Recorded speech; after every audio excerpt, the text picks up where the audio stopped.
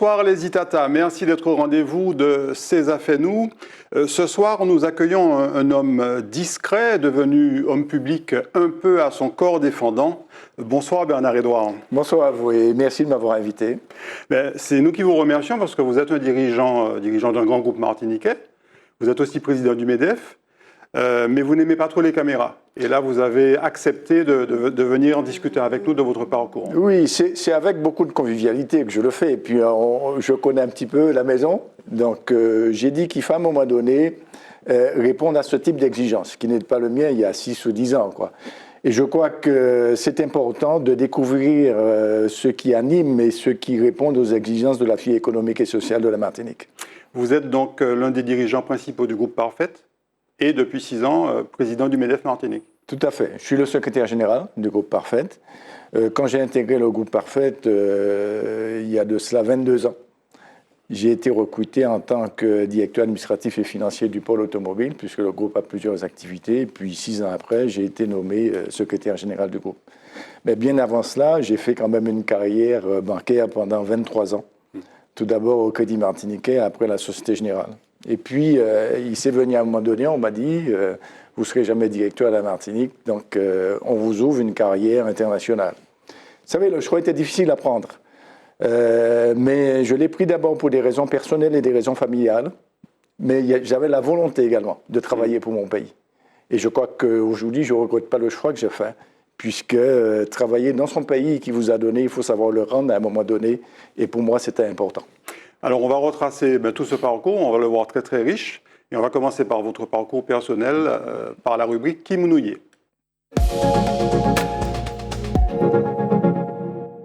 Alors, Bernard-Édouard, qui mounouillait, qui est l'homme Bernard-Édouard? Alors écoutez, je suis né dans la commune de Rivière-Salée, dans un petit quartier qui s'appelle Sans-Pareil, au sein d'une fratrie de 7 enfants, puisque ma mère et mon père qui vivaient, qui étaient mariés depuis longtemps.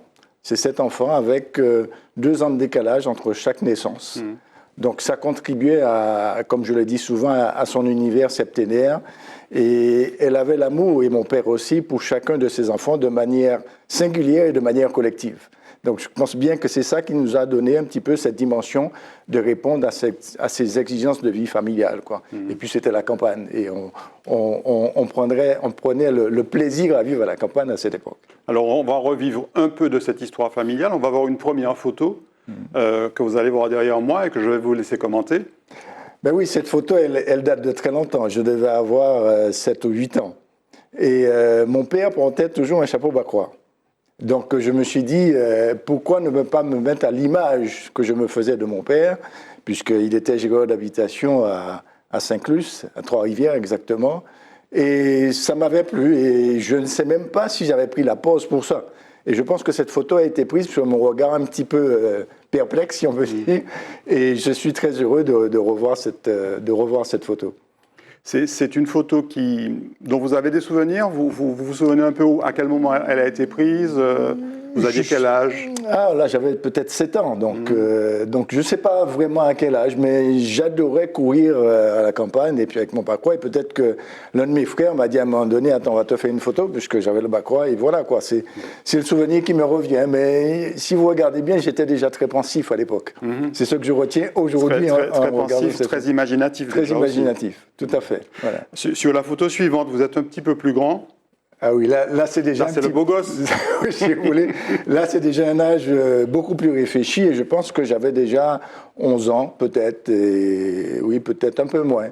Mais là, on voit bien qu'à l'époque, j'avais un peu de cheveux. Maintenant, j'en ai beaucoup moins. Mais c'est ce qui me plaît quand je revois, enfin, ce que je ressens dans cette photo, puisque c'est une transmission, si vous voulez, je la considère comme ça, c'est ce regard un petit peu provocateur dans le sens que je m'imprégnais de quelque chose. C'est surtout ça qui me fait état de cette photo où je n'avais pas la barbe, où j'ai encore pas mal de cheveux. Donc c'est une photo effectivement qui me rappelle mon enfance, ça c'est sûr. Quel adolescent avez-vous été? Mais écoutez, j'étais très discret, j'étais très timide quand j'étais adolescent. Ça n'a pas tellement changé. Oui, ça n'a pas beaucoup changé. Mais en fait, j'étais trop regardant. Je ne dirais pas que j'étais absent, mais j'avais un regard sur tout ce qui passait. Et c'est ce regard sur tout ce qui se passait qui m'imprégnait et qui m'a peut-être donné aujourd'hui une dimension autre que je n'avais pas prévue. On va avoir une autre photo. Vous êtes, à mon avis, encore un petit peu plus grand. Là, c'est la pose un peu du... Oui, voilà, c'est déjà le séducteur, quoi. Ah oui, ça c'est un peu oui, puisque là, je pense que, puisque j'ai fait mes classes secondaires au séminaire collège depuis la 6e, et je crois que j'étais pensionnaire à l'époque, et tous les week-ends, on remontait chez les parents à la campagne, et je pense que j'étais déjà quand même beaucoup plus aguerri, si vous voulez, en termes d'approche et de contact des gens, quoi. Voilà. Et je voulais peut-être être, comme vous dites, un séducteur sans le savoir. Donc, séminaire collège, ça veut dire donc une éducation religieuse. Tout à fait. En quoi ça a été formateur? C'était fondamental chez nous. La religion avait une très très grande place dans la vie familiale qui a été la nôtre, quoi, puisque nous étions des chrétiens catholiques, nous sommes toujours chrétiens catholiques. Et je crois qu'au séminaire collège, mes parents ont toujours souhaité qu'on ait, si vous voulez, la formation scolaire normale et une éducation religieuse à côté. Et je crois que ça a été vraiment très formateur pour moi aujourd'hui, et je le ressens profondément, parce que je suis très animé par les convictions religieuses, et notamment la conviction religieuse catholique. Vous étiez 7 enfants et tous les 7 ont suivi cette éducation scolaire et religieuse. Oui, tout à fait. On n'a pas tous été au séminaire collège au même moment, mais tous nous avons eu cette éducation religieuse, et mes parents avaient cœur à recevoir le prêtre de la commune à la maison, effectivement, pour en discuter des thèmes qui nous concernaient, quoi. Et je crois que ça m'a forgé. Ça m'a forgé une éducation et peut-être une méthode de réflexion. Quels étaient les hobbies ou les passions de Bernard-Édouard adolescent? Écoutez, j'en avais pas beaucoup. J'en avais pas beaucoup puisque j'étais très porté sur la lecture et j'étais très porté sur la réflexion de mon devenir. C'est venu chez moi très très tôt. Parce que je disais quel serait mon parcours du lendemain et quels étaient les choix que je devais faire pour ne pas rater ma propre conviction. Parce qu'en fait, on a toujours idée de reproduire la conception familiale qu'on a vécue. Et ça m'a fortement animé depuis mon plus jeune âge. À quel moment est-ce que vous avez commencé à réfléchir à votre avenir professionnel? Je crois que j'ai commencé à réfléchir quand j'ai passé mon bac. Voilà. Et j'ai fait une série B à l'époque qui s'appelle Sciences Éco. Et il fallait effectivement, après, faire des études. Bon, c'était très difficile à l'époque d'aller travailler avec simplement un bac en main, quoi. Je voulais quand même m'aguerrir un peu plus. Et je crois que là, mon père m'a marqué un peu, puisque j'ai toujours été animé et passionné par les chiffres. Et comme ma mère avait une boutique, je regardais tout le temps les chiffres, Et... C'est vous qui lui faisiez les comptes, non? Pas tout à fait? Non, j'étais encore petit à l'époque pour lui faire les comptes. Ouais. Mais en fait, ça m'a toujours passionné. Et comme je dis, l'écriture fondamentale, c'est effectivement l'écriture à la plume, mais je suis persuadé que l'écriture fondamentale, c'est les calculs. Et donc, vous vous êtes dirigé vers des études économiques? Voilà. J'ai d'abord fait un IUT à l'Université de Tours, Institut universitaire de technologie, pendant 2 ans. Et tout de suite après ces 2 ans, j'ai eu l'équivalence en licence de Sciences Éco, puisque le redoublement n'était pas admis. Et c'était le deuxième IUT en métropole après Paris. Donc j'ai été tout de suite vers ma licence de Sciences Éco. Et après, j'ai passé ma maîtrise de Sciences Éco à Aix-en-Provence. J'ai quitté Tours à cette époque, parce que j'avais 2 possibilités, soit faire Dauphine à Paris, mais à l'époque, j'avais très peur de la ville de Paris. Je me sentais pas, je ne dirais pas en sécurité, mais je me sentais trop seul. Et j'ai préféré aller en province, et j'avais la même équivalence à l'université d'Aix-Marseille à Aix-en-Provence. Alors on va avoir justement des photos d'étudiants tout à l'heure, mais avant ça on fait un petit retour en arrière, Bernard-Édouard, parce qu'il y a une photo à laquelle vous tenez particulièrement, il y en a 2 d'ailleurs, les 2 qui suivent, vous y tenez particulièrement, et notamment celle-ci avec l'un de vos frères, Émile. Oui, Émile c'est mon frère aîné, enfin c'est notre frère aîné, et nous avons, si vous voulez, une relation très particulière, parce que il a été mon parrain à l'âge de 9 ans. Donc, à la limite, c'était mon protecteur. Et je vous dis qu'on a passé des moments particuliers, très sensibles. Et donc, sur la photo, il est assis dans le fauteuil et vous êtes à côté. Voilà, et je l'accroche. Et on sent l'émotion. Tout à fait. Et Émile, malheureusement, nous a quittés assez tôt. Oui, Émile nous a quittés en 2008. Et avec une leçon d'humanité totale. C'est qu'il a vécu, si vous voulez, sa maladie, comme s'il s'attendait qu'il y avait quelque chose qui allait se passer, mais il ne savait pas exactement à quel moment. Et ce n'est pas des anecdotes, c'est des choses que j'ai vécues avec lui.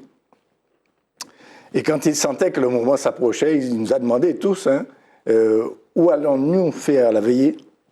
Et on lui a dit, mais non, mais tu veux aller où là? Et puis, quand il sentait effectivement que ça s'approchait, il a appelé l'un de mes frères, et c'est lui qui a rédigé ses avis d'obsèques. Donc, il est parti, mais en pleine connaissance que c'était la fin. Et en préparant sa mort, et même l'après. Même l'après, voilà. Alors, l'autre photo, justement, c'est la fratrie, parce qu'on ne l'a pas dit encore, mais vous êtes 7 frères. Tout à fait. Et cette photo est extraordinaire. On a l'impression de voir un orchestre, un groupe de musique quelque part. Je vous dis, c'était comment dirais-je, le qualificatif qu'on nous donnait. Quand est-ce que vous faites de la musique tous ensemble? Quand est-ce que vous vous mettez dans le sport en handball? Puisqu'on était 7. Oui, tout à fait. Et ce sont des photos qui pleines de souvenirs. Et vous voyez tout à fait à droite, c'était la maison familiale et la voiture. Et je ne me souviens même plus qui c'est qui avait pris cette photo. Est-ce que c'était un ami de la famille ou tout, quoi. Et vous voyez bien que toute cette photo, tous ceux qui font partie de cette photo, c'est-à-dire mes 6 frères et moi-même, nous avons tous le sourire. Et c'est assez exceptionnel quand même, 7 frères. Oui, tout à fait. Les seuls enfants, 7 frères. Enfin, tous les enfants sont des frères. Et ce sont des garçons, pardon. Ce sont des garçons, tout à fait. Mais écoutez, ma mère l'a accepté. Elle n'a pas eu peut-être la fille qu'elle souhaitait avoir. Mais il faut savoir que pendant cette fratrie, il n'y avait pas une tâche de ménage que nous ne savions pas faire. Laver le linge, faire à manger, donner un coup de main à ma mère à la boutique, dresser la table pour dîner. Il n'y a pas une tâche qu'on ne savions pas faire.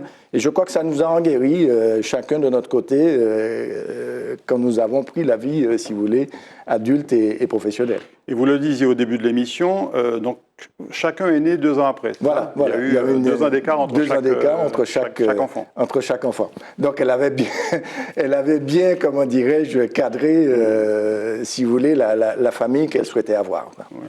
Et comment ça se passe à la maison? Parce que 7 frères, même si vous avez, au total, si on calcule 7 fois 2, 14, ça veut dire qu'il y a eu 14 ans, grosso modo, entre le premier et le dernier. Oui, mais je crois qu'on n'a pas vécu ça avec l'écart d'âge à un moment donné. Ouais. Quoi. Petit, oui, puisque Émile, mon frère, est né quand il a été mon parrain, il avait l'âge de 9 ans, avec la complicité objective du prêtre de la paroisse, qui était le père Pudvar. Donc, on n'a pas vécu disant, voilà, c'est moi l'aîné, c'est toi le cadet, tu n'as pas le droit, etc. Je crois que non, il y avait un univers de conversation et il y avait un univers déjà très jeune de responsabilité. Parce que, pourquoi je dis de responsabilité? Ma mère avait la boutique et mon père était gérant d'habitation. Donc, la responsabilité nous imprégnait déjà depuis notre plus jeune âge. Et vous étiez donc le 6e L'avant-dernier. L'avant-dernier, le 6e sous les 7. Le 6e, voilà, c'est ça, tout à fait. Alors, on a parlé de l'étudiant. On va voir 2 photos, justement, qui vont vous rappeler cette époque, Bernard-Édouard. Celle-ci d'abord. Ah oui, ça c'est dans ma chambre universitaire, en cité universitaire à Tours. Et vous voyez, avec des éléments toujours particuliers. À cette époque, j'étais obligé de porter de lunettes en permanence. Je les portais de manière exceptionnelle à l'âge de 8 ans. Et là, je crois que mon parcours d'étudiant à Tours a été un peu solitaire, puisque j'ai été le premier de ma famille à quitter le logement familial et faire mon parcours universitaire en métropole. Et ça m'a aguerri, et comme je vous dis, ça m'a permis encore de rechercher en moi-même qu'est-ce que je devais devenir le lendemain. Et Tours, donc c'était les études économiques. J'ai fait un tour l'IUT, Institut universitaire de technologie, mais avec toujours la programmation gestion des entreprises. Et la photo suivante, toujours, je crois que vous êtes toujours étudiant sur cette photo, vous allez nous le confirmer. Ah oui, mais là j'avais changé de camp, j'avais changé de province. Là j'étais descendu à Aix-Marseille, Aix-en-Provence, une ville que j'ai beaucoup aimée. Et là, en fait, je pense que je faisais déjà peut-être mon tracé géographique. Et je me souviens très bien de cette photo. Et celui qui me l'avait pris, c'était mon copain d'université, un Africain, Wilfried Kuakuvi. Et je crois que là, j'étais en train de lui expliquer quelque chose, qu'est-ce que je souhaitais faire et quel était mon parcours. Mais c'est une photo dont je me souviens très bien. À Aix-en-Provence, vous avez dit que vous avez beaucoup aimé la région. Pourquoi? Qu'est-ce qui vous a plu? Outre le soleil, puisque dans le sud... Voilà, c'était un peu le sud, donc je me retrouvais un petit peu dans une température beaucoup plus appropriée à la mienne, quoi. Je pense que c'est ça. Et deuxièmement, l'université était très, très, très bien gérée. On n'était pas des inconnus, bien qu'il y avait beaucoup de monde, mais on avait quand même des relations très très proches avec les autres étudiants et surtout avec les maîtres de conférences ou les professeurs qui nous guidaient dans nos recherches, quoi. Et vous parliez tout à l'heure d'un ami africain. On va voir justement, je crois que ce sont les copains d'études qu'on va voir sur la photo. Alors, ce que j'ai beaucoup aimé sur cette photo, ce sont les pantalons. Oui. Là, et puis chacun a un geste particulier. Ça, c'était effectivement à Aix-en-Provence. Et je disais que ces copains-là sont venus naturellement. Naturellement, on n'a pas cherché vraiment à savoir qui on était. Je pense qu'il y avait un Réunionnais, il y avait un Guadeloupéen, il y avait moi, et puis deux amis, mais qui étaient avec lesquels on était très très proches. Et c'était lors d'une promenade dans l'après-midi, puisque Aix-en-Provence, il y avait vraiment des endroits où on pouvait vraiment se promener avec une température toujours aguerrie, quoi. Et là, les échanges, le souvenir que vous avez de ces échanges, on le voit, la photo est assez cosmopolite, on va dire. Hein. Ouais. On a une grande partie du monde là autour sur cette photo. Tout à fait. Mais Aix-en-Provence, il y avait quand même beaucoup quand même de gens de couleur, si on peut dire. Il y avait beaucoup d'Africains, il n'y avait pas beaucoup d'Antillais. On était peut-être une vingtaine, une trentaine maximum, mais dans différentes disciplines. Mais il y avait beaucoup de Réunionnais qui venaient, qui ont fait leurs études en même temps que moi à Aix-en-Provence.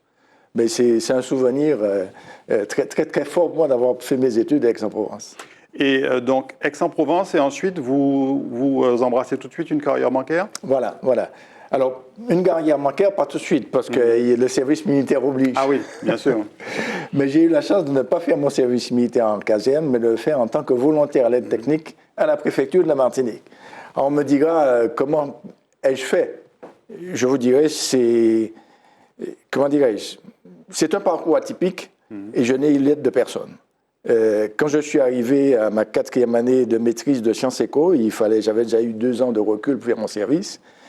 Et je suis parti à Paris, au ministère. J'ai d'abord appelé. Et je suis arrivé, j'ai frappé, j'ai dit, je suis étudiant, je dois faire mon service militaire, j'aurais souhaité être VAT. On m'a dit, vous êtes guidé par qui? J'ai dit, non, j'ai pris mon train, je suis venu vous voir pour savoir. Au ministère de la Défense? Non, ministère des Dents. Ah, de l'Outre-mer. Des Outre-mer. Et j'ai dit, voilà, je voulais faire mon service militaire. Donc, on a pris mon CV, mon prédicat, on a dit, écoutez, bon, on va voir. Ça a duré une petite heure pour qu'on me connaisse, etc. Et j'ai repris mon train le même jour pour Aix-en-Provence, quoi. Et puis, je crois, un mois après, j'ai reçu un courrier disant, voilà, vous êtes retenu, il y a un poste de VAT, de volontaire à l'aide technique, à la préfecture de la Martinique, est-ce que ça vous intéresse? Ben, écoutez, je ne crois pas que je pouvais dire non. C'était le plus beau cadeau à la fin de mes études pour répondre aux exigences du service militaire. Et j'ai été affecté au bureau d'études économiques à la préfecture, durée pendant lequel je suis resté 18 mois. Puisque quand on faisait son service militaire en tant que vote, c'était 18 mois et non pas 12 mois. La photo suivante, je vous laisse la commenter. Elle est... voilà, c'est le petit moment de détente. Oui, je vous avoue que j'en prenais... J'aime beaucoup la chemise. Hein. Ouais.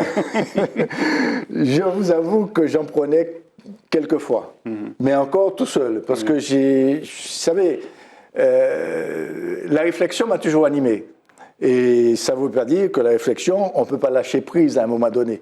Et il y a certains moments où je lâchais prise et les bouteilles, comme envoyaient mes frères ou mes parents, je les dégustais de temps en temps. Quand il y avait période de vacances ou qu'il n'y avait pas d'examen, je prenais plaisir à prendre un petit punch ou une petite liqueur de manière à me repencher dans mes souvenirs de la Martinique, quoi. Là, ça doit être un punch coco ou quelque chose comme ça. Ah oui, certainement. C'est pas du rhum, là. Je ne crois pas que j'en buvais. Mais c'est surtout une liqueur, punch coco ou autre, quoi. Non, mais même dans les loisirs ou dans la vie en dehors des études, vous étiez plutôt quelqu'un d'assez solitaire. Ah oui, d'assez solitaire. Mais je faisais beaucoup de sport quand même déjà à l'époque, dans le milieu étudiant. Je faisais du basket et du handball, puisque j'avais... Et puis ça permettait, si vous voulez, de rencontrer... Ça ne veut pas dire que je fuyais la rencontre des autres, c'est pas du tout ça. Oui, parce qu'on l'a vu, vous aviez des amis. Vous avez des amis, mais mes moments privilégiés, c'était avec moi-même.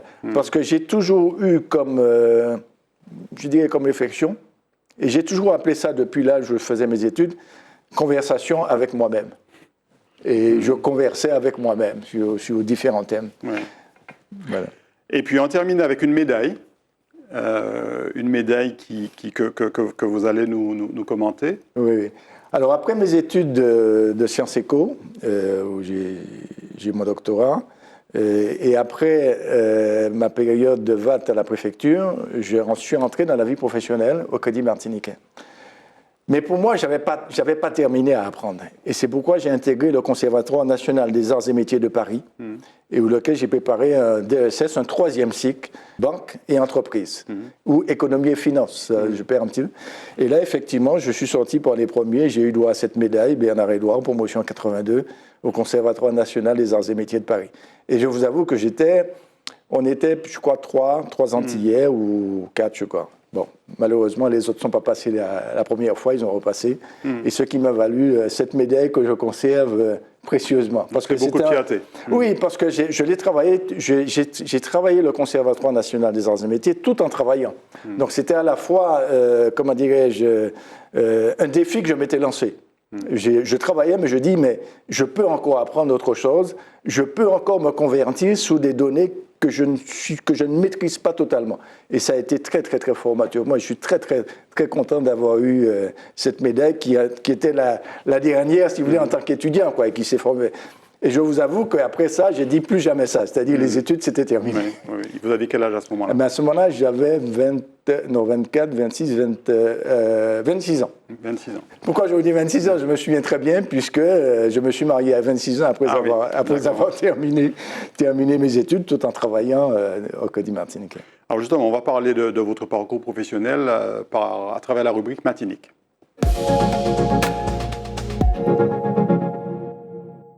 Donc on l'a bien compris, vous avez démarré par la banque, Crédit Martiniquais. Société Générale. Voilà, Société Générale. Et après, le privé, Groupe Parfait. Donc vous nous racontiez au tout début de l'émission, en fait, que vous aviez choisi à un moment donné de quitter la banque parce que vous ne vouliez pas quitter la Martinique et on vous avait clairement dit que vous ne seriez pas directeur chez vous, quoi. Voilà. C'est quand je suis passé à la Société Générale où j'ai travaillé pendant 4 ans ou 5 ans. C'était à l'époque la SGBA déjà? Oui, la SGBA, c'est ça. Et j'avais le titre de sous-directeur. Et on m'a dit, bon, vous comprenez... Donc assez jeune déjà. Ah oui, assez jeune. Et on m'a dit, voilà, vous êtes arrivé on ne va pas dire au summum, quand on m'a fait comprendre qu'il y a un directeur, il y aura peut-être un ordre, que ce ne sera pas vous. Le poste de directeur n'était pas encore pour les Martiniquais. J'ai quand même étudié, enfin je dis étudié, regardé de près le parcours qui me demandait de prendre à l'international, quoi. Mais il y a quelque chose qui m'a retenu, c'est que je partais un petit peu dans l'inconnu. Et j'ai compris tout de suite que je ne reviendrais jamais à la Martinique pour travailler, sauf si je quittais la banque. Et ces deux-là, j'en ai parlé avec un de mes clients, je peux les citer, parce que j'ai beaucoup de respect pour lui, qui est décédé aujourd'hui. C'est M. Serge Jean-Joseph. Oui, qui est le père de Simon. Voilà, et il m'avait dit à l'époque comment ça va, etc. Il m'a dit, mais je vous trouve un peu très réfléchi, qu'est-ce qui vous arrive? Je lui raconte, et je lui ai dit, il me dit, mais qu'est-ce que vous souhaitez faire? Est-ce que vous voulez rester à la Martinique? J'ai dit, oui, c'est mon vœu profond, parce que je ne me vois pas partir à l'étranger comme ça, avec ma famille, mes enfants étaient jeunes, ma femme travaillait à la Sarah, il fallait repartir sur une reconstruction de ma vie familiale. Et ça, c'était compliqué, quoi. Et je ne me voyais pas prendre ceci avec les deux mains, quoi. Et là, il m'a dit, ben, voulez-vous que j'en parle à un de mes conseils d'administration? Et voilà comment l'aventure a commencé. Et on va voir la photo. D'ailleurs, l'aventure a commencé justement avec cette enseigne. Tout à fait. Où j'ai été recruté par M. Yves Parfait et par Robert Parfait en tant que directeur administratif et financier du pôle automobile et notamment en autogère. Voilà mes premières classes. Et je vais dire pourquoi j'ai accepté ces fonctions aussi, et c'est fondamental, hein. Je ne venais pas remplacer quelqu'un. C'était la création d'un poste. Et c'est ce qui m'a animé. Donc je pouvais effectivement apporter, si vous voulez, ma compétence là où je pensais qu'elle pouvait être. Oui. Et je ne regrette pas du tout d'être passé par là. Mais beaucoup de gens m'ont dit, mais qu'est-ce que tu fais? Tu es directeur de banque? Je lui ai dit, oui, alors, écoutez, moi j'ai envie de travailler pour la Martinique et je vais travailler pour la Martinique. Ça, c'était une décision que j'ai prise Je ne dirais pas seul, mais que j'ai prise moi-même et que j'ai parlé à mes enfants et mon épouse et qui étaient tout à fait d'accord à ce que notre vie familiale se déroule à la Martinique. Donc combien de temps à la direction du pôle Alors, j'ai été directeur administratif et financier pendant 5 ans. Et 5 ans après, j'ai été nommé secrétaire général de l'ensemble du groupe. Parce que j'avais déjà, en fait, des dossiers que je traitais pour l'ensemble du groupe. Et là, ça a été concrétisé 5 ans après, où j'ai été nommé secrétaire général du groupe. Et je suis toujours secrétaire général du groupe. Et ça fait 22 ans aujourd'hui, puisque j'ai intégré le groupe Parfait le 1er février 2020. 2000, pardon. 2000, puisque ça fait 22 ans. 22 ans. C'est une très très grosse responsabilité, secrétaire général d'un groupe de commerce, d'import-export aussi prestigieux, qui aujourd'hui, par exemple, est propriétaire de la Galeria, entre autres, AutoGM et beaucoup d'autres, Socomi, etc. C'est une très grande responsabilité, mais je crois qu'on ne fait pas cette responsabilité tout seul. Je crois qu'il faut travailler en équipe, ça c'est la première des choses. Et avoir avec soi les gens qui ont les compétences qu'on n'en a pas. Je ne suis pas informaticien, donc il faut que je travaille avec le directeur informatique. Mais ça ne veut pas dire travailler avec lui et ne pas comprendre ce qu'il dit. Oui. Donc ça m'obligeait, si vous voulez, à me forger sur d'autres thématiques qui n'étaient pas la mienne et que je ne maîtrisais pas. Et ça m'a obligé de faire un effort important sur moi-même, aller chercher, me motiver. Et c'est effectivement, quand je suis rentré en tant que directeur administratif et financier du pôle automobile, M. Yves Parfait m'a donné 2 gros bouquins. Il m'a dit, prenez ça et lisez, vous allez comprendre ce que c'est que le monde automobile. Parce que le monde automobile est très très vaste. Bien sûr. Et donc 22 ans et des journées de 15-16 heures faciles? Ah oui, je ne compte même pas les heures, puisque c'est difficile à dire, mais je travaille par passion. Mais travailler par passion, ça ne veut pas dire ne pas prendre un peu de recul pour soi. Mais travailler par passion, ça veut dire aller jusqu'au bout de ce qu'on souhaite faire et comment y arriver, se donner des objectifs, parce qu'en fait, comme vous avez dit, c'est une responsabilité importante, mais il faut la décomposer. Et il faut savoir comment on l'appréhende. Et surtout, comme j'ai dit tout à l'heure, travailler avec ceux avec lesquels vous êtes 8 heures dans la journée à trouver des solutions et à gérer. Alors, une autre enseigne qui n'a rien à voir avec votre activité professionnelle, mais que vous avez créée avec vos enfants, avec un de vos garçons notamment. Oui. Vous en avez 2, un passé. Oui, j'ai 2 enfants, oui. Fitness Park. C'est vous qui avez en fait lancé la franchise en Martinique. C'est moi qui ai lancé la franchise, mais le mérite revient à mon fils Jimmy, qui a fait des études de STAPS et qui se trouvait dans son bain. Et il m'a dit un jour, je vais arrêter un peu les études, je ne me sens pas, je veux voir, etc. Ou à la fin de mes études, je ne me vois pas travailler en tant que salarié pour une entreprise. J'ai dit, écoute, cher ami, il n'y a pas 36 solutions. Si tu veux monter ton entreprise, je ferai mon devoir de père. Et j'ai fait mon devoir de père. Et puisqu'on a démarré très petit, dans une petite salle de 270 mètres carrés, et c'était uniquement, il s'appelait Lady Moving, c'était du sport uniquement pour les femmes. Et puis après, il était tellement impliqué dans ce qu'il souhaitait faire, parce que quand on fait pour les enfants, il ne faut pas faire à leur place. Il faut le mettre en situation de faire. Et je crois que c'est ma plus grande satisfaction. Et aujourd'hui, il y a combien de... Alors, nous avons 3 centres en Martinique. Et nous avons 2 centres en Guyane, et peut-être un 3e qui va ouvrir en Guyane prochainement, et peut-être un 4e qui va ouvrir prochainement à la Martinique, à Ducos. Et je crois que votre 2e fils a rejoint l'affaire. Voilà, également. Notre 2e fils nous a rejoint, puisqu'il était directeur d'exploitation de le groupe Élysée. Et c'est mon fils cadet qui a eu l'idée, il a dit, écoute, on commande un petit peu à occuper du terrain, viens travailler avec moi. Et je crois que tous les 2, ils sont à la charge, je suis simplement le veilleur de nuit. Et c'est Jimmy et Teddy, de mémoire. Voilà, c'est Jimmy et Teddy. Jimmy et Teddy, qu'on salue.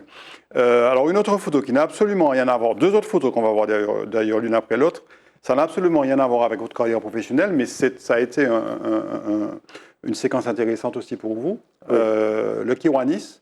Et on va voir cette photo donc avec des gens que beaucoup de Martiniquais connaissent. Et puis, on va voir la photo suivante, de dos. Parce que je crois que ces photos ont une histoire. Oui, ils ont une histoire. C'est lors de la convention du Kiwanis à Sault-Sainte-Marie, au Canada. Et c'est moi qui ai eu l'idée, puisque habituellement, on faisait les conventions, mais on n'était pas, si vous voulez, vu comme on souhaitait qu'on le voit.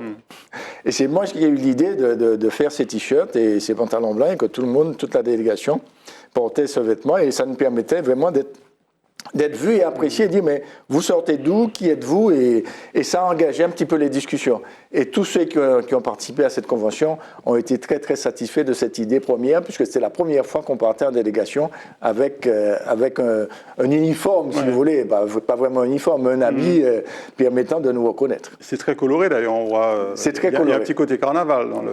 Oui, mais c'est le côté un petit peu gai des Antilles, quoi. Voilà, donc le sourire, la gaieté, et puis j'avais à cœur quand même de parler de la Martinique. C'était surtout ça, quoi. Et le Kiwanis, c'est un club service, et on va voir la photo suivante. Vous avez été lieutenant-commandeur du Kiwanis. J'ai d'abord été président du Kiwanis Club de Fort-de-France. Après, j'ai été élu lieutenant-gouverneur. De l'Est des Caraïbes et du Canada. De l'Est du Canada et des Caraïbes, pardon. Et la fonction de lieutenant-gouverneur, ça veut dire que vous avez en charge tous les clubs de ces régions-là. Et pourquoi je suis arrivé à cette fonction? Parce que là encore, quand j'embrasse quelque chose, j'aime aller jusqu'au bout. J'aime aller jusqu'au bout, mais faire des actions qui permettent de repérer ce qu'on fait, puisque ce sont des actions, si vous voulez, caritatives que l'on fait.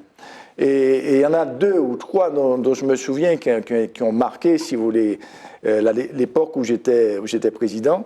J'ai eu une réflexion en disant, voilà, il faut des fois passer l'éponge. Et je me suis dit, mais comment faire une action caritative en disant qu'il faut des fois passer l'éponge?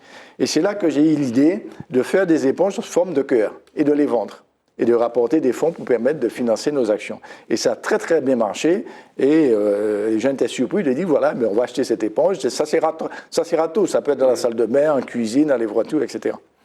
Et la deuxième action que j'ai faite, qui a été effectivement vu avec un très grand aura, je peux dire, je me permets.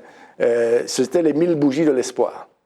Et j'avais fait faire par un fabricant de bougies, je ne vais pas citer le nom, mais vous voyez tout de suite qui c'est. Oui, tout à fait. Et je lui avais fourni l'idée, mais il a dit, mais il n'y a aucun problème, c'était des bougies dans un pot d'argile, d'accord, et on les avait mis à la vente, et j'avais appelé ça les 1000 bougies de l'espoir, et on avait allumé un soir plein de bougies sur un parterre de la savane, et c'était une manière c'était une communion que je cherchais, et démontrer que le Kiwanis n'est pas seulement là, comment dirais-je, à s'asseoir, à discuter, mais à faire des actions concrètes. Voilà. Le Kiwanis est un club service, comme le Lions Club ou le Club Sauve Optimiste, par exemple, pour les femmes. Vu de l'extérieur, on a l'impression que c'est un milieu où on ne retrouve que des privilégiés. Non, pas du tout. Je ne crois pas, puisque au Kiwanis Club, on avait des gens de toutes parts. C'est vrai qu'il y avait la majorité des chefs d'entreprise, puisque en fait, les clubs services ont pris naissance avec les chefs d'entreprise, quel que soit l'endroit dans le monde. Mais notre action primordiale, ou nos actions primordiales, allaient vers les enfants. Donc on était tout proche, c'est pourquoi j'ai fait, il faut passer l'éponge quand vous dites à vos enfants, bien les 1000 bougies de l'espoir. Mais ça m'a beaucoup formé, et toujours dans l'idée que je me fais qu'on doit être au service de la société, et non pas seulement attendre de la société. Qu'est-ce que cette expérience vous a apporté? On a vu, c'est rien à voir avec la profession, hein, c'était avec l'activité professionnelle, c'était quelque chose d'annexe, de bénévole également. Voilà, la relation humaine. La relation humaine, non seulement à la Martinique, mais un petit peu partout dans le monde. Parce que ça vous permettait de voyager beaucoup et de rencontrer des gens qui avaient le même objectif que vous. Voilà. Mais j'en garde un très très bon souvenir. Après, il faut laisser la place aux autres, quoi. Donc j'ai pas dit ma retraite du Kiwanis, mais j'avais souhaité abandonner cette aventure. Pour moi, je n'avais pas tout donné, mais j'avais donné suffisamment. On va terminer cette séquence matinique avec un logo, Bernard-Édouard, que vous allez reconnaître forcément. Ah oui, c'est une remontée dans le temps, là. Donc effectivement, RCI, pendant 2 ans, 3 ans, 2 ans, pas 3 ans, j'ai été chroniqueur. Je faisais une chronique le samedi matin sur un problème économique. Et pourquoi je suis arrivé à là, c'est que Jean-Jacques Seymour, que je connaissais très bien, avec qui je travaillais beaucoup et je discutais, m'a dit, voilà, je lance une émission de chronique extérieure qui va s'appeler Carte Blanche. J'ai déjà le directeur de la BNP qui est d'accord à y venir. Est-ce que ça te tente? Et je n'avais jamais fait des chroniques dans une radio, quoi. Et ça m'a beaucoup plu le challenge, mais j'avais quand même dit, si je fais une chronique, c'est moi qui ai la liberté de parole. Je ne veux pas qu'on me dise, voilà, il faut parler de telle chose, sinon je ne serais pas Pas moi-même. de censure. Voilà, pas de censure. Et il m'a dit, je t'assure qu'il n'y aura pas de censure. Et c'est de là que j'ai été chroniqueur pendant 2 ans, et carte blanche, et je crois que je garde un excellent souvenir, parce que c'était la première fois que j'étais dans un média où on ne vous voyait pas, et vous ne savez pas qui c'est qui vous écoute. Donc, et j'ai eu de très très bons retours, quoi. Bon, après, j'ai arrêté puisque les responsabilités professionnelles ne me permettaient pas d'aller plus loin de cette opération. Mais j'aimais beaucoup ça, puisque c'était peut-être le début de ce dont je voulais parler, Oui. et il fallait l'écrire pour parler, ou il fallait y réfléchir. Donc, c'était une expérience fondamentale également dans mon parcours. Vous avez des chroniques qui ont fait réagir? Ah oui, il y a beaucoup de gens qui ont réagi, quoi. Bon, après, la chronique, c'était 5 minutes, 6 minutes, quoi. Donc, mais je choisissais des thèmes, effectivement, qui concernaient un grand nombre, quoi. Voilà. Ça préfigure un peu ce que vous alliez devenir par la suite, c'est-à-dire président du MEDEF. On va le voir à travers la rubrique politique. Donc on va parler là davantage de politique économique, de politique entrepreneuriale, Bernard-Édouard, et donc on va beaucoup parler du MEDEF, puisque vous en êtes le président depuis 6 ans maintenant, Oui, c'est ça? Oui. Alors écoutez, comme je disais tout à l'heure, ce n'était pas une tâche à laquelle j'étais destiné. Mais après, on peut prendre son destin en main, mais il ne faut pas passer, et, je disais, les expériences qui vous sont tendues par d'autres. Voilà. Donc, quand j'ai été élu président du MEDEF, c'était en 2016. Et à cette époque, Philippe Joc, qui assurait la présidence, était candidat pour être président à la Chambre de commerce. Donc, il fallait trouver un président. Mais j'étais déjà administrateur du MEDEF. Donc, je ne dirais pas qu'on m'a sollicité, j'ai accepté. Je ne veux pas que ça soit vu sous cet angle-là.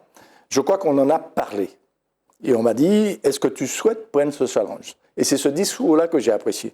Et non pas me dire, voilà, c'est à ton tour. Et ce challenge, si vous voulez, je suis l'homme des challenges, quand je me sens capable de le faire. Et tant qu'on n'a pas fait, on ne sait pas si on est capable. Donc, j'ai pris ce challenge, j'ai dit, OK, je le fais. Et quand j'ai accepté, j'avais 61 ans à l'époque, je crois. Puisque j'en ai eu 67, et ça fait 6 ans. J'ai dit, je fais une mandature, pas plus, quoi. Puisque je pensais prendre ma retraite beaucoup plus tôt.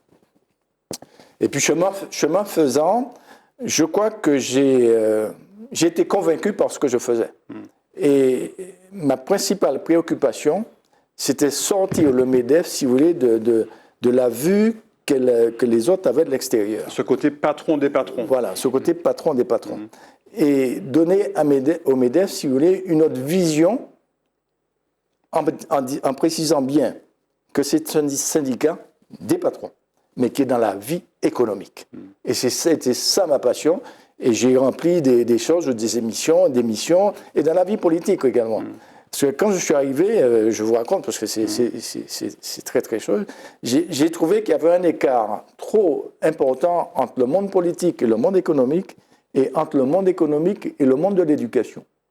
Qu'est-ce que j'ai fait? C'est bien beau de le constater, mais il faut dire comment j'ai rapproché ces deux mondes. On va voir d'ailleurs, pendant que vous parlez, allez-y, on va voir une photo qui... Comment j'ai rapproché ces deux mondes? J'ai d'abord rapproché le MEDEF du monde de l'éducation, d'accord? Puisqu'en fait, l'école, ça mène à où après? À un métier. Bien sûr. Soit on est, comment dirais-je, administratif ou autre, etc. Soit on crée son entreprise, soit on est salarié. Et j'ai voulu faire rentrer de manière beaucoup plus importante le métier de l'entreprise, le métier de l'entrepreneuriat au sein de l'éducation nationale, qu'on ait des contacts beaucoup plus fréquents. Okay. Ça a été le premier point, et j'ai même signé une convention avec l'éducation nationale. Cette photo, par exemple, elle a été prise... Voilà, parce que chaque année, on a un rendez-vous avec l'éducation nationale, ou le monde de l'éducation, pour parler des thèmes qui nous préoccupent aujourd'hui, et sur lesquels on porte des informations ou des formations à des élèves. On le fait avec des élèves. Voilà. Et puis après, j'avais senti également qu'on était très éloigné du monde politique. Autrement dit, quand il fallait voir un politique, il fallait prendre un rendez-vous, il fallait, etc. L'idée m'est venue, et quand j'ai présenté ça au MEDEF, on m'a dit « Bernard, tu n'y réussiras jamais ». J'ai dit « Voilà, il faut qu'on passe une convention de dialogue avec nos représentants à l'Assemblée nationale et européens. Ce n'est pas la peine de descendre, si vous voulez, à un niveau des maires, etc., puisqu'ils ont d'autres préoccupations, puisque c'est à l'Assemblée nationale qu'on dicte les textes, etc. Et on m'a dit, tu n'y arriveras jamais, puisqu'il y a plusieurs composantes politiques. Mais j'ai dit, si on n'essaie pas, on ne pourra jamais savoir si on y arrive. Et là, j'ai rencontré à tour, chaque député, chaque sénateur et le député européen à Moscou de mon projet. J'ai dit, voilà ce que je veux. Et je me souviens, je suis passé à une interview dans un média, on m'a dit, faut-il une convention pour que vous puissiez parler? J'ai dit, la parole est une chose, la convention est une autre, puisqu'elle dicte de quoi va-t-on parler. Et la convention, en même temps, ça veut dire que parler quand on en a besoin, et même quand on n'en a pas besoin. Et je me souviens très bien de ce que Manet m'avait dit, c'est pas l'indifé au crier pompier. Donc, elle avait bien compris le message d'avoir une relation beaucoup plus régulière, par téléphone, par texto, par WhatsApp, par mail, tout ce que vous voulez, mais donner la préoccupation, dire attention, il y a ce phénomène-là qui se présente, comment l'intégrer? Et je me souviens très bien que j'ai défendu la TVA NPR, la TVA non perçue et récupérable, auprès des députés, leur donner les éléments pour défendre ce projet. On va avoir une photo, justement. Vous parliez de votre rôle auprès des jeunes, et particulièrement en matière d'éducation. Là, par exemple, je crois que c'est une signature avec l'université. C'est ça, c'est une signature avec l'université où on s'intégrait d'autant plus dans les projets de l'université, et j'avais dit qu'il est anormal que les entreprises n'y fassent pas partie.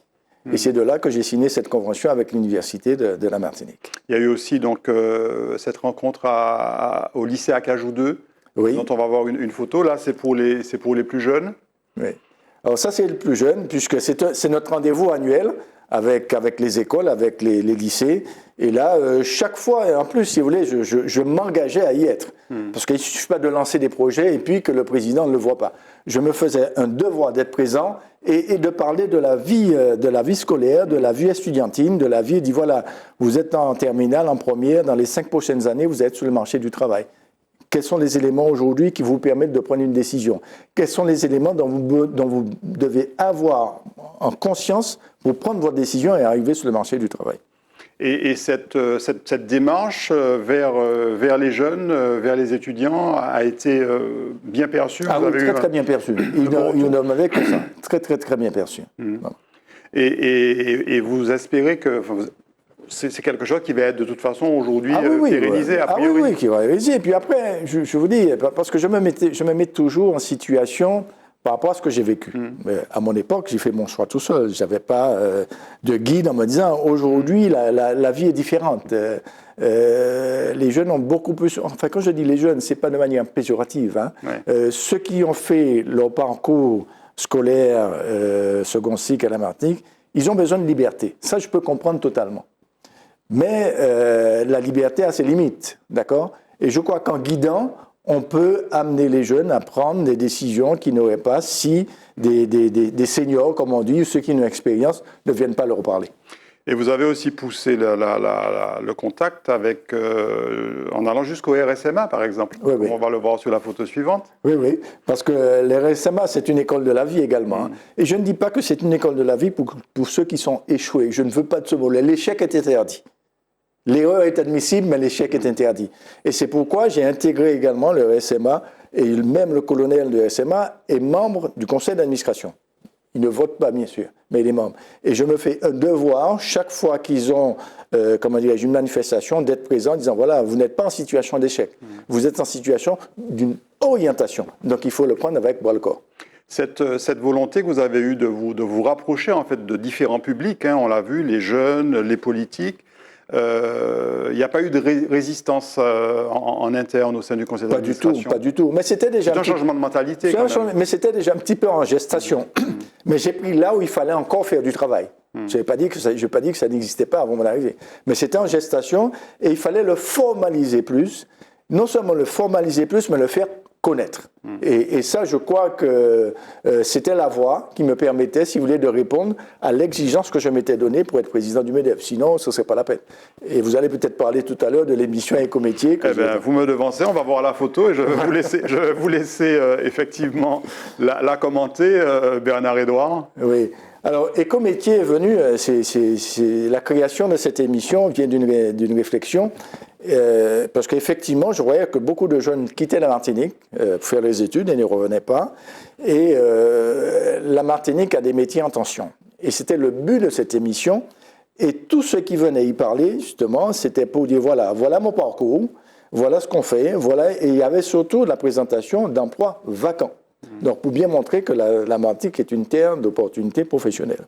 Alors, c'est vrai que j'ai écrit, si vous voulez, ce que je voulais, si vous voulez, la trame de cette émission, mais je dois quand même remercier grandement Bilas Copette, qui m'a fortement aidé. Catherine Bilas, qui était à l'époque à Via TV, parce que l'émission est diffusée sur Via TV. Qui m'a fortement aidé dans la conception de l'émission. C'est son métier, c'est pas le mien, mais j'ai porté l'idée et j'ai trouvé le nom de l'émission qui s'appelle Écométier. C'est moi qui l'ai trouvé. Et vous avez voulu, là, effectivement, pousser les jeunes vers des métiers qui, aujourd'hui... Absolument, qui ont de la place demain également, puisque la Martinique est une population vieillissante. Vous savez que l'emploi des cadres, c'est à peu près 8000 personnes.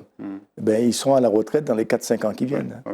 Donc, ceux qui sont en phase de terminale dans leur cursus universitaire, il y a de la place à la Martinique. Mais faut-il choisir la bonne direction, ou le bon métier, ou le bon cursus?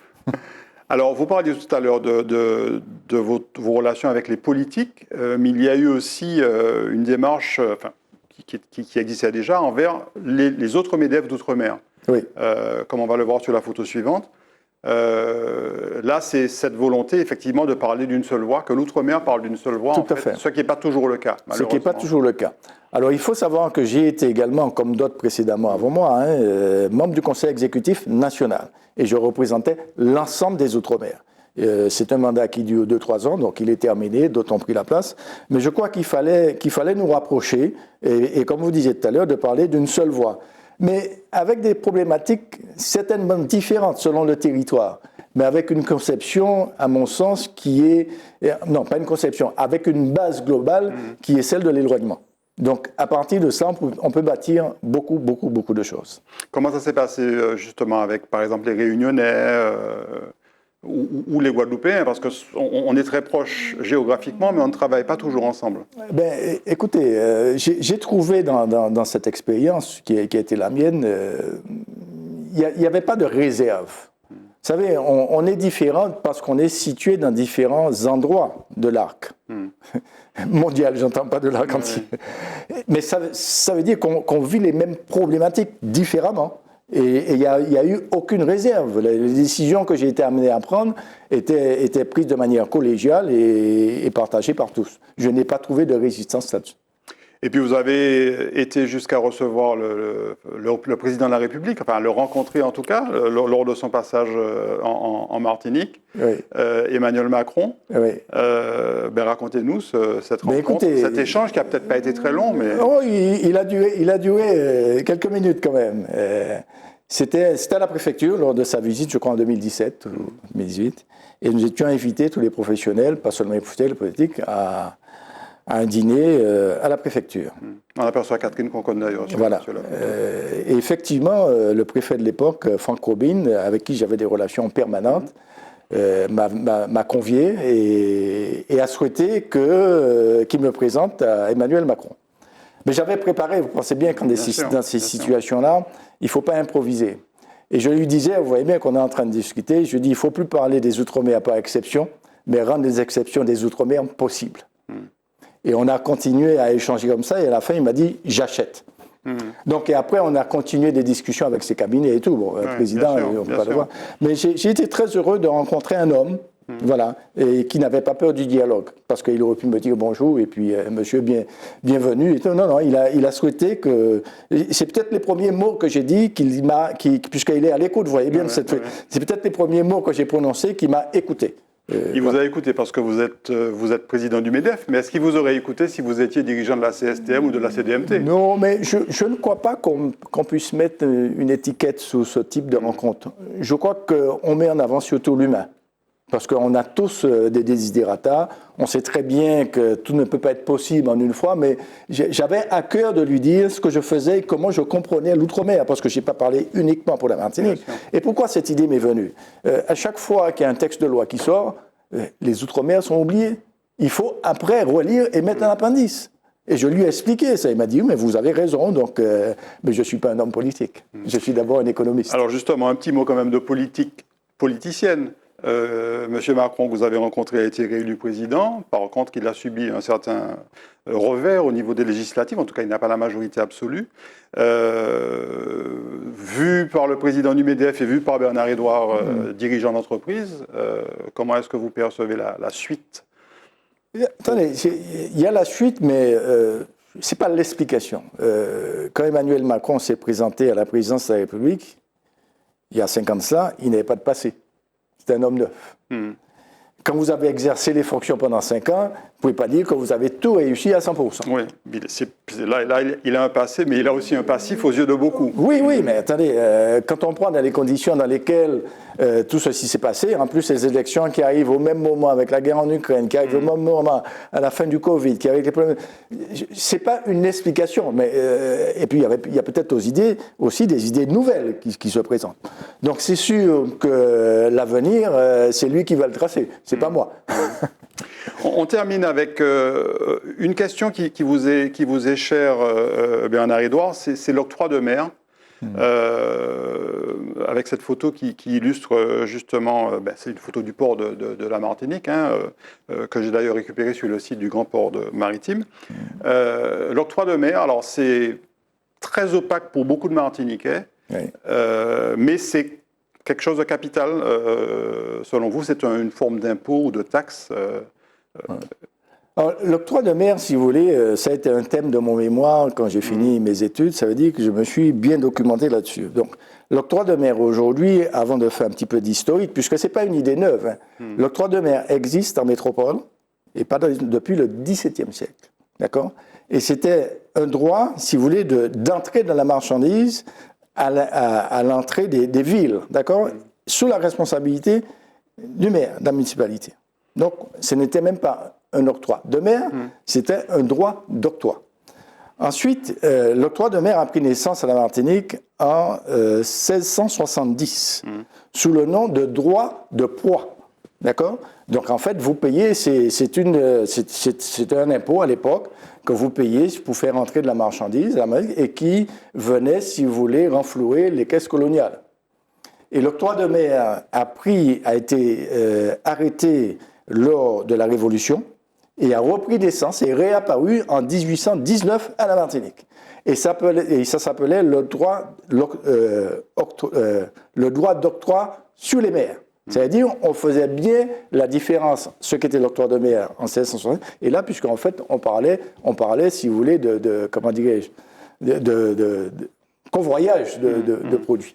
Et ensuite, l'octroi de mer a pris naissance en Guadeloupe en 1825, si je ne me trompe, en Guyane, à La Réunion en 1850, et puis à la Guyane par la suite. Donc, ça ne concerne pas uniquement la Martinique. Donc, l'octroi de mer, c'est une dérogation de la communauté européenne, puisqu'en fait, la fiscalité doit être entre les mains de l'État représentatif, donc la France. Donc, c'est une dérogation. C'est une dérogation qui est reprise après 7 ans, et celle qui existe aujourd'hui remonte à 2 ans. Donc, on a encore 5 ans devant nous, l'octroi de mer ne pourra pas être supprimé. Mais pour vous, c'est une ressource importante pour la Martinique et qui est aujourd'hui menacée, c'est bien ça? C'est une ressource importante pour les collectivités notamment. Mais c'est une protection également pour la production locale à la Martinique. Donc c'est ça le revers. Mais je pense qu'il faut d'abord voir de quoi elle est composée, comment elle est collectée, avant de parler de suppression ou de non-suppression. Et ça, c'est fondamental. Mais je crois que l'octroi de mer répond à une exigence, mais je crois qu'il y a d'autres solutions qui peuvent répondre à ces exigences, notamment pour la production locale et la production industrielle. Il y a les crédits d'impôt, on peut façonner, si vous voulez, une autre fiscalité permettant de répondre, si vous voulez, aux exigences de la protection. Mais c'est sûr que l'octroi de mer fait partie du prix de revient des entreprises importatrices, et c'est sûr que ça vient renflouer les prix. Alors, on va terminer avec une séquence qu'on n'a pas l'habitude de faire, Bernard-Édouard, mais on va entendre la voix de quelqu'un de très connu, un Martiniquais, diseur, conteur et bien d'autres, Élie Pénon, qui nous lit en fait le préambule de votre futur roman. Donc, on l'écoute et puis on en discute quelques secondes après. Chaque jour qui se faisait jour et qui chassait le jour, mais qui ne pouvait point être jour sans avoir été préalablement lendemain, je me réveillais au rythme montant des odeurs du matin. Le restant du café qui avait prôné le réveil de mes parents m'attendait là, oui là, juste tiède, mais au goût retiré du 5 heures du mat, comme si je n'étais point admis aux premières senteurs et encore moins à la geste odorante. Les odeurs prenaient leur place une à une, avec un rang dédié mais doté d'une partition qui n'était jamais la même, et c'est pourquoi je ne m'en lassais point. Donc c'est le début en fait du roman que vous êtes en train d'écrire. Vous avez fouillé bien. Je ne sais pas qui c'est que vous avez vendu la mèche, mais effectivement, je ne cache pas ce que je suis en train de faire. Ça fait partie de ma nature et c'est avec beaucoup de plaisir que j'en parle. Je suis très heureux que vous ayez pu contacter Élie Pénon pour lire le préambule, si vous voulez, de mon invitation à mon écriture. Alors, c'est vrai, vous allez dire, mais pourquoi vous faites ça? Est-ce que vous avez le temps ou bien vous amusez? Non, je ne m'amuse pas du tout. Parce que comme je vous ai dit tout à l'heure, en conversation avec moi-même, j'observe beaucoup. Et j'ai beaucoup observé l'univers parental. Et ma mère s'exprimait beaucoup avec les gestes. Et ça m'a interloqué des fois. Je dis bien le mot un peu dur à entendre, et je dirais même que ça m'a impressionné. Mais depuis petit, vous avez vu les photos de tout à l'heure où je m'exprimais, mais en fait j'étais en train de regarder et je parlais ce regard. Et j'ai remarqué en fait, tout en allant, en recherchant en fait dans mon enfance et remettre, j'ai dit en fait, l'écriture ne peut s'accompagner que du geste. Mais on peut dire aussi que le geste ne peut s'accompagner que de l'écriture. Mais moi, je pense que c'est l'écriture qui s'accompagne du geste, parce que quand vous parlez, vous avez peut-être tout à l'heure, je fais beaucoup de gestes, et même quand vous écrivez, vous avez un geste puisque vous avez un stylo à la main. Vous ne pouvez pas écrire sans stylo. Donc, et c'est pourquoi je n'appellerai pas ce livre roman, je l'appelle, si vous voulez, une présentation. Il faut que chaque lecteur puisse se sentir concerné. Et c'est pourquoi je pars du réveil du matin en disant, voilà, le café qui avait prôné le réveil de mes parents ne m'était pas dédié, quoi. C'était le café qui était tiède et qui venait après. Puisque, voilà. Mais c'est quelque chose que je fais avec beaucoup de passion. Et je sais que certains auteurs très connus et reconnus martiniquais ont lu et vous ont dit que c'était très très bien écrit. Oui, parce que j'ai laissé ma plume professionnelle pour prendre ma plume d'écrivain, quoi. Donc effectivement, je fabrique des mots, mais de manière, si vous voulez, qui peut être lue aussi bien que ceux qui comprennent le créole que ceux qui ne comprennent pas le créole. Mais je fais ça avec beaucoup de passion, avec beaucoup de sentiment de porter quelque chose. Et il y a un chapitre qui s'appelle « L'écriture fondamentale », et c'est là que je décline que l'écriture fondamentale n'est pas l'écriture qui est la nôtre. C'est la comptabilité. Donc on peut penser que cet essai ou ce roman ou ce témoignage sera bientôt édité? Alors je me suis donné comme objectif premier semestre 2023, sauf si mes obligations professionnelles ne me permettent pas de répondre à fond. Mais je veux aller au fond des choses. C'est une passion que je me suis donnée et je veux la vivre pleinement. Merci beaucoup Bernard-Édouard d'avoir partagé votre parcours et votre expérience très riche avec nous. Je vous rappelle que la première diffusion de Ces Affaires Nous, c'est le mercredi 20h avec des rediffusions et puis également la possibilité pour vous de revoir toutes nos émissions sur le YouTube de Zitata TV. Merci beaucoup de nous avoir suivis. Très bonne soirée ou très bonne journée à tous.